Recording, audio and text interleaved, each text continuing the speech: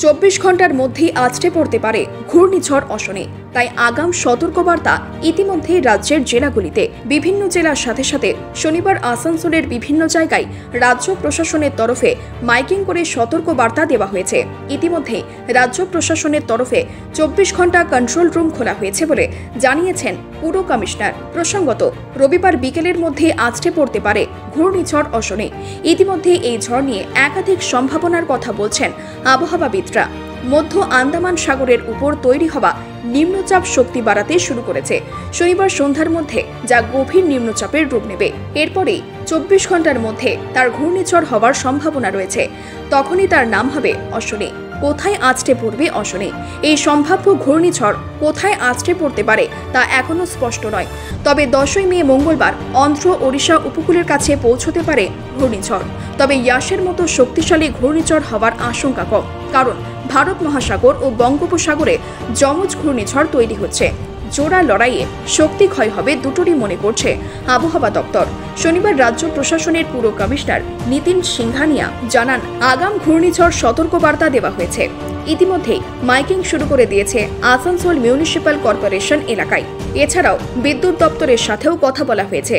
পাশাপাশি পানীয় জলের পাইপ লিকেজ হওয়া মাত্রই মেরামত করে স্বাভাবিক করে দেওয়া হবে।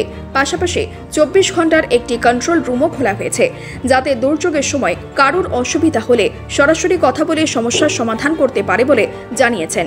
যেগুলো স্ট্রিট লাইটস আছে ওখান থেকে কোনো লিকেজ না হয় ইলেকট্রিসিটি, তার জন্য অলরেডি তার স্ট্রিট লাইটের যে বক্সেসগুলো আছে তার অলরেডি আমাদের ইন্সপেকশন চলছে।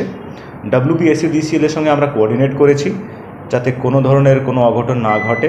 তার সঙ্গে ড্রিঙ্কিং ওয়াটারে কোনো আমাদের কন্টামিনেশন না হয়।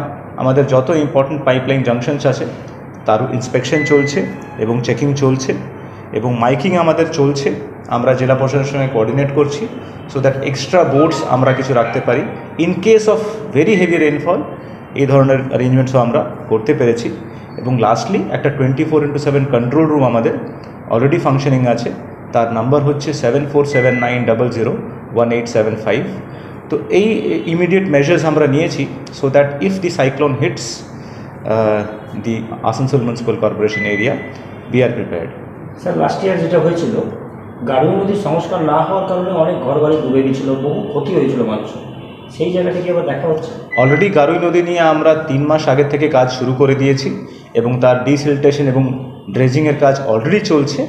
আমি আশা করছি আমরা খুব শীঘ্রই সেটা শেষ করে ফেলবো এবং অলরেডি ইরিগেশন ডিপার্টমেন্টের সঙ্গে সেটা টেক আপ করা হয়েছে ওটাকে আরও প্রোएक्टिवली शेष करार जন্য। ऑलरेडी हमारी सीरीज़ ऑफ बैठक हो चुकी है साइक्लोन को लेकर, और जितने भी हाई ड्रेन्स हैं हमारे स्पेशली लो लाइंग एरियाज़ में उनको विशेष रूप से साफ़ करने की प्रक्रिया चल रही है। साथ साथ जो भी डेंजरस ट्रीज़ के ब्रांचेज़ हैं उनकी प्रूनिंग जो है जिला प्रशासन के सहयोगिता से जो है इसको पूरा किया जा रहा है।